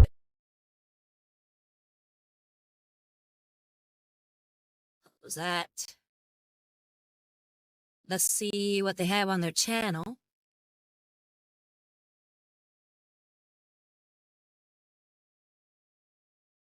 Okay, so they do have one other video. It's only about a minute long. The Warheads are a formidable Space Marine successor chapter, honored throughout the Imperium for their legendary tenacity on countless battlefields. Their lineage is as ancient as it is revered, marked by the weight of history and the legacy of their forebears, the Dark Angels. Dark Angels successor chapter. Across the stars, the Warheads stand vigilant as guardians against the darkness. They are, without equal, their legacy eternal. Codex entry 001.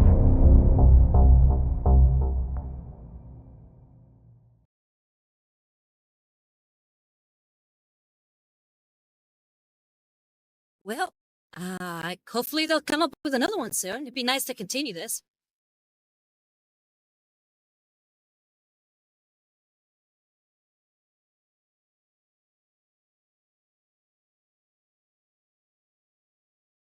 We still got a little bit more time. So let's go ahead and pull up some of the other videos that I have up on here. Let's look at this one. Let me get rid of this one.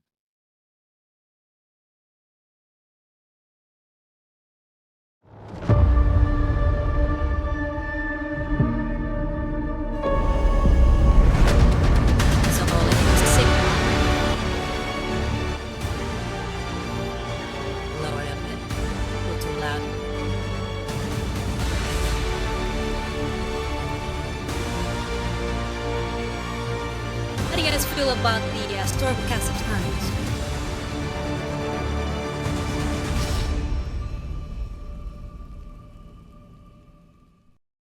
Oh, guess that's it.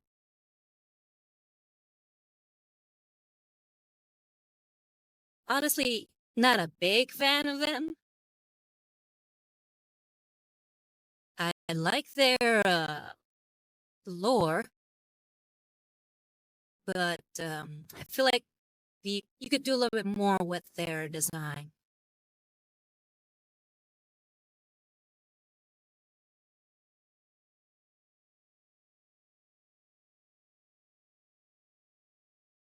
Yeah, they're not my thing either. Like I was saying, I feel like you could do more with their design.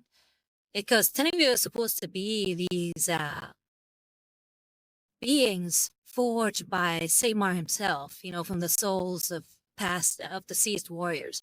And that sounds really cool. But if they made them like these made sort of automatons, similar to like the Necron, but good, or maybe like these sort of doula hands where they're just, or like the Thousand Suns where they're just like spirits inside of armor forged by Sigmar himself. I think that would be pretty neat.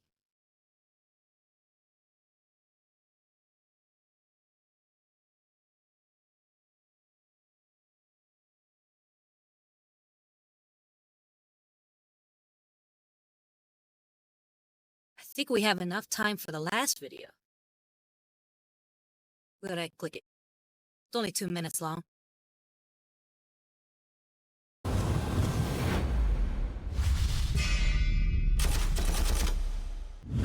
Welcome to This Week in Warhammer. My name's Lewis, and it's time to take a look at what's happening in your favourite hobby over the next 7 days. We're travelling to the 41st millennium this week with some fantastic pre-order releases for Warhammer 40,000. Unleash the War with Codex Orcs, packed with all the background, rules and content for budding and expert codexes. This book will also be available in an illustrious collector's edition. There's also the Orcs Battle Force Stomper Boys containing the brand new Big Mech coming to pre-order this week, as well as a new Combat Patrol Orcs, which offers even more crumping on the Any fans of the Orcs out There's there? also new datasheet cards for the Orcs and a dice set too, but crumping on the battlefield. I really do like the Beast Daggers. It's like Monster Hunter Orcs. They're really fun. We'd like to make a kill team of that at some point.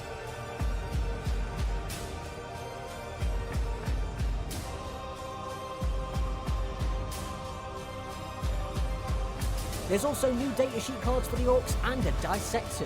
But that's not all. Command the demigods of the Imperium with Codex Adeptus Custodes, filled with background, rules and content for the Guardians of the Golden Throne. Also available in a beautifully presented collector's edition.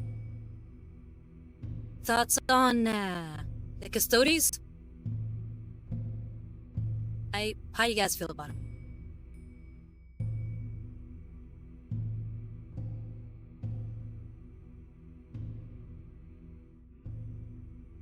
Honestly, I'm not a big fan of making them playable. I prefer them to be kind of in the background. I feel like you're making the Imperium a little too overpowered by making them playable. But that's just my thought on it. I don't know. You guys tell me.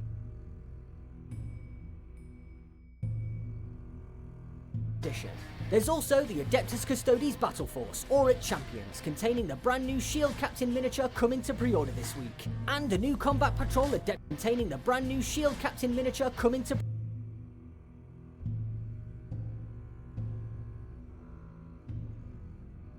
Yeah, they always just seem like just bigger Space Marines.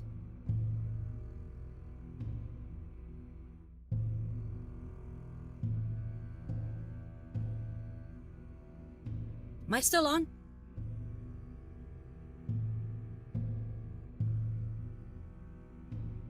Okay, it's showing I'm still on.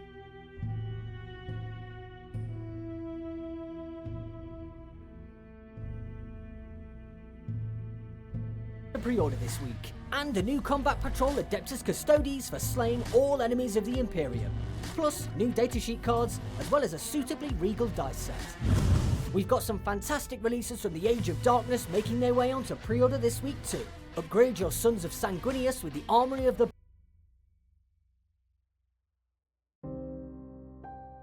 Okay.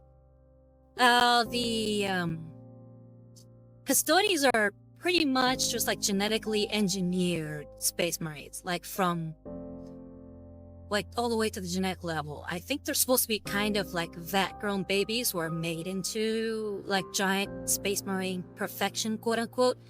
The technology to make them is supposed to be very, very rare, which is why there's not that many of them. But they're like, just to go like super Space Marines. And they're meant to guard Terra. In other words, they're meant to guard Earth. But recently they've made them playable, and they're having them like actually go out of the Earth, which I feel like, I don't know, you're adding too much overpowered stuff to the Imperium.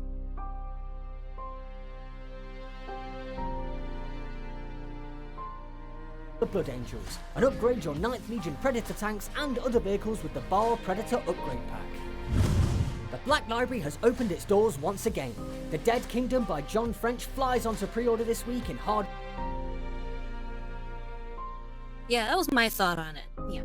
It's like, keep them in the lore, keep them as this imposing force that you don't really deal with unless like shit hits the fan and then Earth gets invaded or something, and that's when they would come in, but they don't go outside of that. I feel like that would be more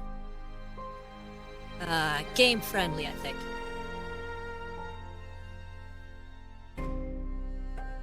And I actually have been curious about this character. I've seen some stuff on him, and he seemed neat, but I don't know too much about it. but I think I want to check it out at some point. It's like sort of a vampire king who was in exile or something. Hardback, ebook, and audiobook formats, alongside Children of Teclis by Evan Dickin in paperback. Plus, you can get your Big Green Mitts on The Big Daka by Mike Brooks, available in a Cunning Special Edition. On Warhammer Plus this week, it's Green versus Gold over on Battle Report, as Simon and Nick take to the tabletop in this 2,000-point chapter-approved game using the Leviathan mission deck, which sees Trajan Valoris and the elite Adeptus Custodes clash with Ghazghkull Thraka and his brutish orcs, both using their new rules.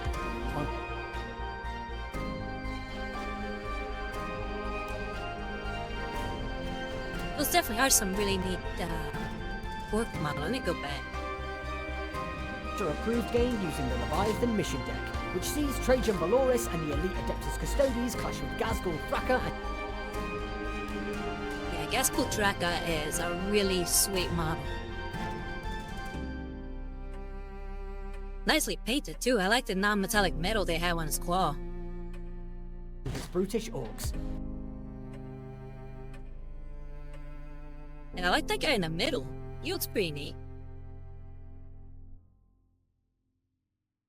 I think that's the new big mech boss. Yeah, I think that's who that is.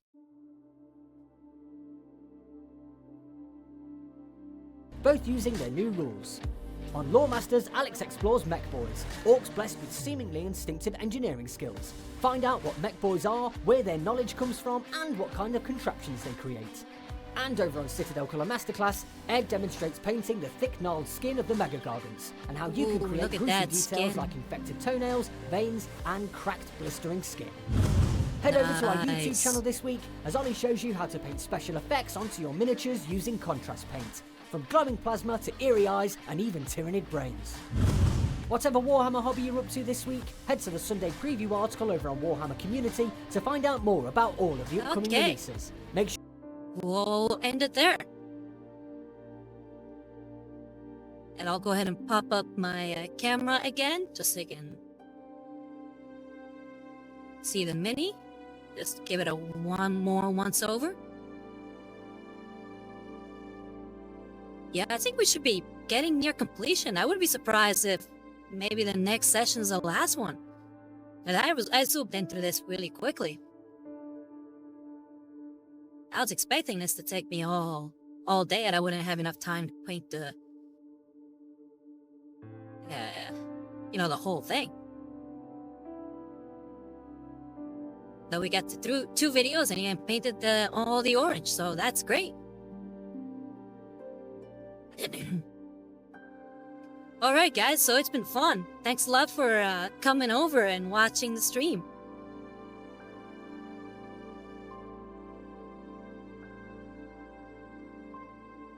So yeah, as per usual,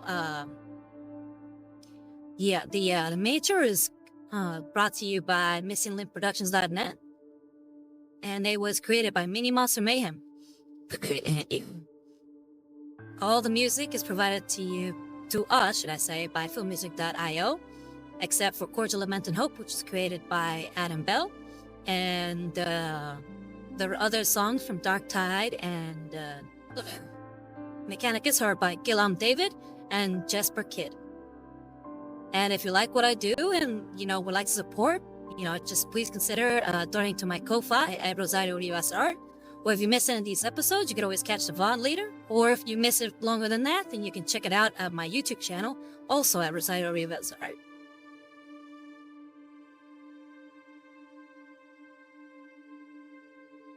Hey, my pleasure, Edit. It's always fun to hang out with you guys. Hey, you take care too, Seabass. Again, I really appreciate you guys coming and spending time with me, watching me paint. And I look forward to next week. Anyway, Varlets, it's been fun. I hope to see you again next week. So this is Rosario Rivas, and I'm signing out from the grim dark future. You guys take care, okay? Bye-bye.